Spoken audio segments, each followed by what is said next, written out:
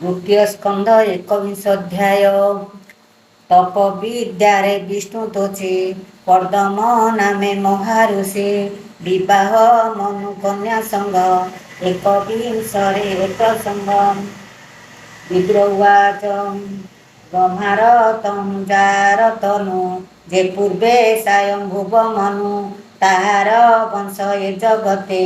कि रूपे प्रसरिले केते मैथुन मते कला प्रजा जे पुणी मनु वंशे राजा से स्वयंभुव मनु सुत उतान पाद प्रिय व्रत तेजे प्रचंड से विराजे ए सप्त दीपा मोहि भुंजे जे मन्ते धर्म ए संसारे रखिले कह मुनि बरे तार दुहिता अनुपम ଯାହାର ଦେବହୂତି ନାମ କର୍ଦମ ତାର ନିଜ ପତି ତାର ଭୁବନେ ଦେବହୂତି ସେବା କରଇ ଅନୁବ୍ରତେ ଯେ ଧର୍ମ ପତିବ୍ରତା ମତେ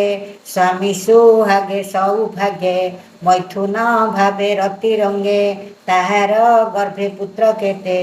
ଜନ୍ମିଲେ କହ ମୋ ଅଗ୍ରତେ ତାହା ଶ୍ରବଣେ ଇଚ୍ଛା ମୋର କହ ସଦୟ ମୁନିବର ମନୁ ତ ନୟା ଯେ ଆକୁତି ତାହାକୁ ରୁଚି ପ୍ରଜାପତି ବ୍ରହ୍ମଜ ଦକ୍ଷ ପ୍ରଜାପତି ସେ ପୁଣ ଲଭିଲା ପ୍ରସୂତି ସୃଷ୍ଟି ସୂଜିଲେ କେଉଁ ଭାବେ ଭୂମୁନି ତାହା କହ ଏବେ ମୈତ୍ରବାଜ କର୍ଦମ ରାଇ ବେଦବର ବୋଇଲେ ପ୍ରଜା ସୃଷ୍ଟି କର ବ୍ରହ୍ମାର ଆଜ୍ଞା ଘେନି ଶିରେ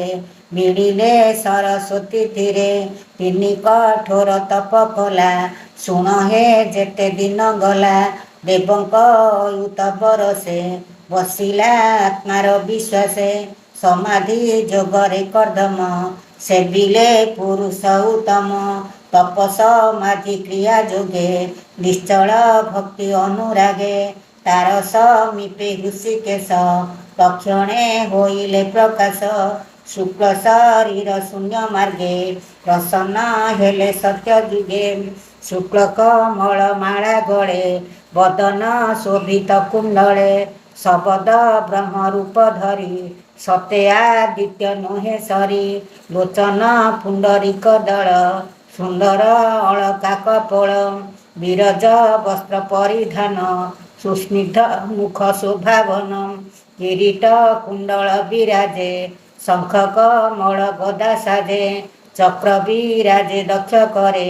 ସୋତେ ଯେ ଦଶ ଦିଗ ପୁରେ ସ୍ମିତ ବାରିଜ ଚକ୍ଷୁ ବେନି ବିରାଜେ ନିଜ ତେଜ ଘେନି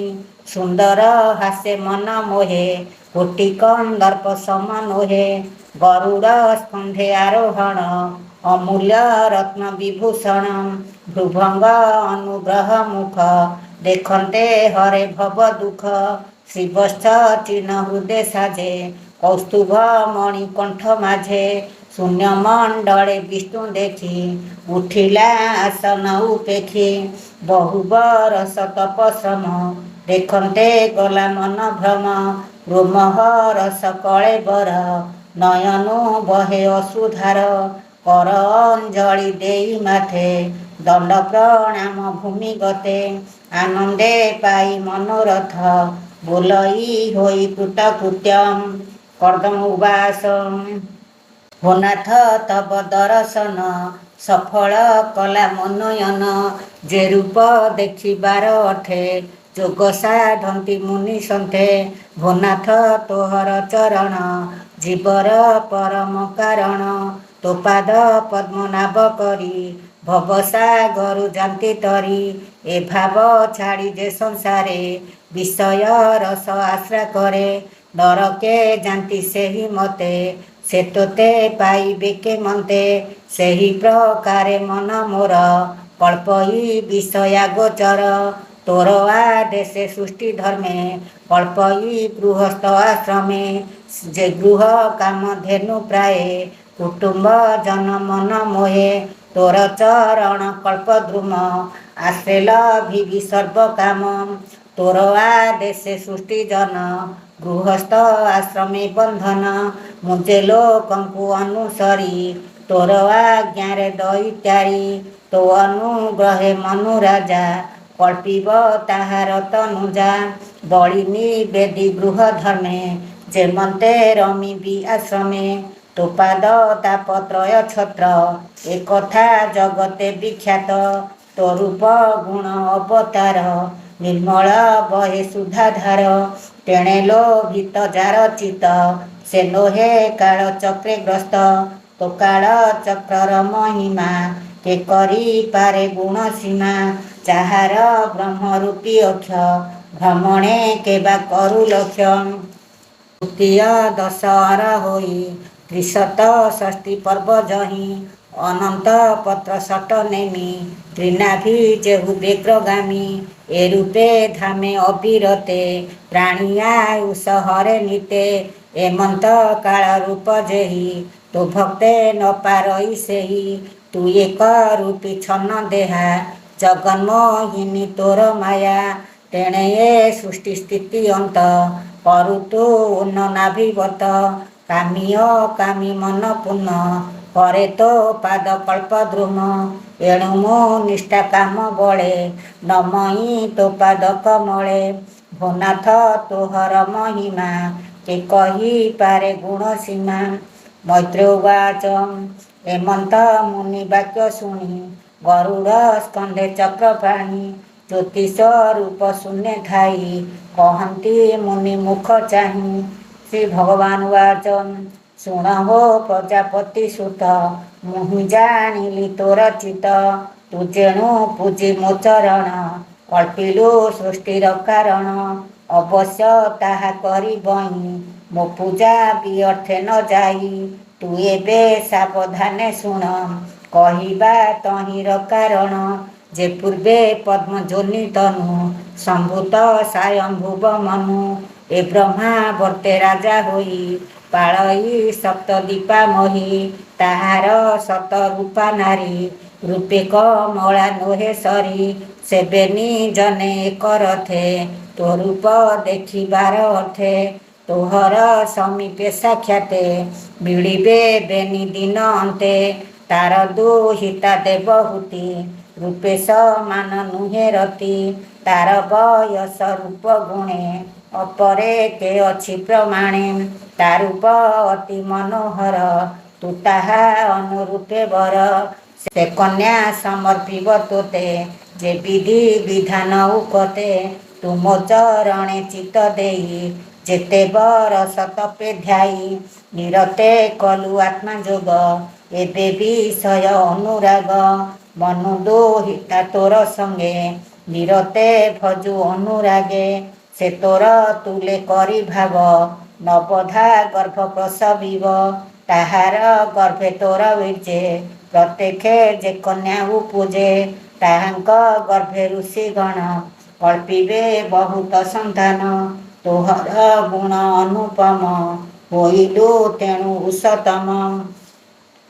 ତୁ ଯେ ମୋ ଆଜ୍ଞା ଶିରେ ଧରି ମୋତେ ତୁ ତୀର୍ଥ ପ୍ରାୟ କରି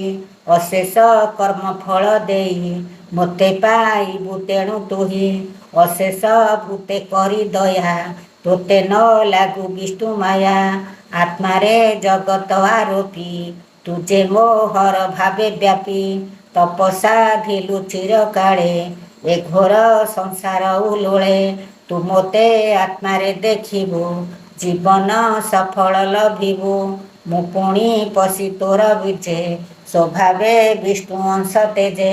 ତୋହର କ୍ଷେତ୍ରେ ମୁଁ ସମ୍ଭୂତ ହୋଇବି ଦେବହୂତି ସୁତ ତୋ ସଂହିତା ପ୍ରଣୟନ କରିବି ହୋଇ ଅବତୀର୍ଣ୍ଣ ମୈତ୍ରେୟ ଉବାଚ ଓಂ ନମୋ ଭଗବତେ ବାସୁଦେବାୟ ଏମନ୍ତେ କହି ମୁନି ଆଗେ ହରି ଚଢ଼ିଲେ ଶୂନ୍ୟ ମାର୍ଗେ ଗମିଲେ ବିନ୍ଦୁ ସରୋବରୁ ନିର୍ମଳ ସରସ୍ୱତୀ ତୀରୁ ସେ ନଦୀ ତୀରେ ପୁଷ୍ପ ବନେ ଗରୁଡ଼ ପକ୍ଷୀ ନାଦ ଶୁନେ ଭୃଙ୍ଗ ସମୂହେ ବାୟୁ ବହେ ଶୁଭଇ ଶ୍ୟାମ ଗାନ ପ୍ରାୟେ ଏମନ୍ତେ ଶୁଣ ହୋ ବିଦୁର ସେ ସ୍ୱୟଂଭୁବ ମନୁବର ସୁବର୍ଣ୍ଣ ଆଚ୍ଛାଦିତ ରଥେ ଆରୋହୀ ପତ୍ନୀର ସମେତେ ମଧ୍ୟେ ବସାଇ ଦେବହୂତି ଭୂମି ପର୍ଯ୍ୟଟନ କରନ୍ତି ମିଳିଲେ କର୍ଦ୍ଦମ ଆଶ୍ରମେ ବିଷ୍ଣୁର କହିଥିବା ଦିନେ ନିର୍ମଳ ସରସ୍ୱତୀ ତୀରେ ମିଳିଲେ ବିନ୍ଦୁ ସରୋବରେ ଦେଖିଲେ କର୍ଦ୍ଦମ ଶରୀର ତପସା ଧନେ କୃଷଥର ପୂର୍ବେ ଯେ ସରସ୍ୱତୀ କୂଳେ ବିଷ୍ଣୁ ମିଳିଲେ ଋଷି ମେଳେ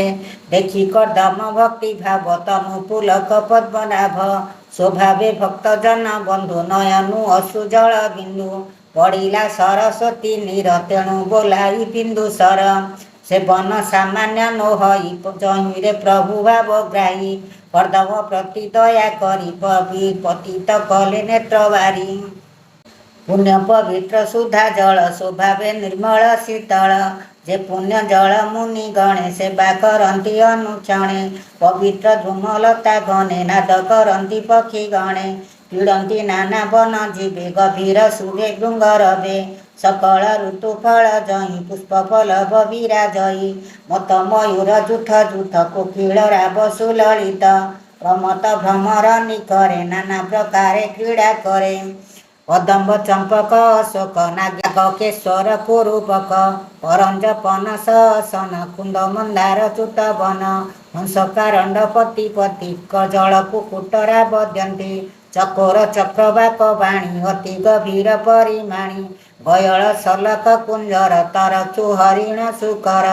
ବାନର ଗୋଳା ଗୁଳ ସାଜେ ନକୁଳ କସ୍ତୁରୀ ବିରାଜେ ସେ ତୀର୍ଥ ବରେ ଆଦି ରାଜା ରଥେ ମିଳିଲା ମହାତେଜା କଳତ୍ର ଦୁହିତା ସಮೇତେ ପ୍ରବେଶ ହେଲା ରତ୍ନ ଗ୍ରଥେ ଦେଖିଲା ମୁନିଙ୍କ ବଦନ ସ୍ୱଭାବେ ଉତ ସୁନୁତାସନ ସ୍ୱଭାବେ ଘୋର ତପତେ ଯେ ସୁନ୍ଦର ଶରୀର ବିରାଜେ ବିଷ୍ଣୁ ଦେଖିଲେ ଯା ଶରୀର ସୁନ୍ଦର କେତେକ ମାତର ଅମୃତ ତୁଲ୍ୟ ବିଷ୍ଣୁ ବାଣୀ ସେ ପୁଣି କର୍ଣ୍ଣ ପଥେ ଶୁଣି ରୋମ ପୁଲକ କଳେ ବର ନେତ୍ରେ ଆନନ୍ଦ ଅଶ୍ରୁଧାର ଶିରେ ସୁନ୍ଦର ଶୋଏ ଜଟା ବସନ ଚିରାଣୀ କାଛଟା ସେ ମୁନି ମଳିନ ଯେ ଗାତ୍ର ରତ୍ନ ଯେ ସନେ ଅସଂସ୍କୃତ ଏମନ୍ତ ଦେଖି ନୃପମଣି ସଙ୍ଗତେ ନିଜ ପତ୍ନୀ ଘେନି ରଥୁ ତୁରିତେ ଅବତରି ମୁନି ସମୀପେ ଦଣ୍ଡଧାରୀ ମିଳିଲେ ଯୋଡ଼ିବେନି ପାଣି ପାଦେ ପ୍ରଣାମ କଲେ ପୁଣି ଦେଖି ଉଠିଲେ ମୁନି ବେଗେ ଆଶିଷ କଲେ ମନ୍ତ୍ର ଯୋଗେ ବିଷ୍ଣୁ ଆଦେଶ ଗୁଣି ମନେ ଆନନ୍ଦ ଉଲ୍ଲୋଳ ଲୋଚନେ ପୂଜିଲେ ବସାଇ ଆସନେ କହନ୍ତି ଅମୃତ ବଚନେ କର୍ଦ୍ଦମ ଉବାଚ ତୋ ଆଗମନେ ନୃପବର ଧନ୍ୟ ଏ ଆଶ୍ରମ ମୋହର ତୁମ୍ଭ ଭ୍ରମଣ ଏ ଜଗତେ ସାଧୁ ଜନଙ୍କ ରକ୍ଷା ଅର୍ଥେ ଅସାଧୁ ଜନ ବିନାଶନେ ନିଶ୍ଚଳେ ଧର୍ମର ସ୍ଥାପନେ ରବି ଶଶାଙ୍କ ଅଗ୍ନିଜମ ଇନ୍ଦ୍ର ବରୁଣ ବାତ ଧର୍ମ ଏ ଅଷ୍ଟ ଦିଗପାଳ ତେଜ ଏଣୁ କ୍ଷତ୍ରିୟ ଅଷ୍ଟଭୁଜ ଏଣୁ ତୁମ୍ଭଙ୍କୁ ନମସ୍କାର ତୁ ଧର୍ମମୂର୍ତ୍ତି ନୃପବର ରଥ ଆରୋହୀ ତୋ ବିହାର ଅସତ ଜନ ଗର୍ଭହର ଘୋର ଗର୍ଜନ ଧନୁରବେ ଉଦଣ୍ଡ ସଂଗ୍ରାମ ଉତ୍ସବେ ବେଷ୍ଟିତ ଚତୁରଙ୍ଗ ବଳେ କମ୍ପାଇ ଅବନି ମଣ୍ଡଳେ ସୂର୍ଯ୍ୟର ପ୍ରାୟ ତେଜ ଧରି ଖେଟ ଖର୍ବଟ ବନଗିରି ଶତ୍ରୁ ବିନାଶେ ସାବଧାନେ କ୍ଷତ୍ରିୟ ଧର୍ମ ଏ ପ୍ରମାଣେ ଏହା ନ କରି ଯେବେ ଘରେ ସୁଖ ଶୟନେ ନିଦ୍ରା କରେ ତେବେ ଅସତ ରିପୁ ବଳ ନାଶନ୍ତି ଭୁବନ ମଣ୍ଡଳ ତଥାପି ପୁଛୁ ହେ ରାଜନ ଯେ ଅର୍ଥେ ଦୁଷ୍ଟ ଆଗମନ ତୁମ୍ଭର ପ୍ରିୟ ଭାବ ଯେହି ସୁହୃଦ ଭାବେ କରିବଇଁ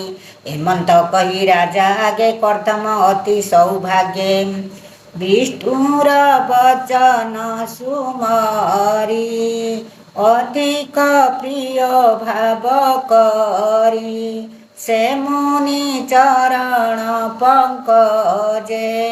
ବ୍ରାହ୍ମଣ ଜଗନ୍ନାଥ ଭଜେ ଗୋବିନ୍ଦ ଗୋବିନ୍ଦ ଗୋବିନ୍ଦ ପଦୁ ଗଳୁଛି ମକରନ୍ଦ ओम नमो भगवते वासुदेवाय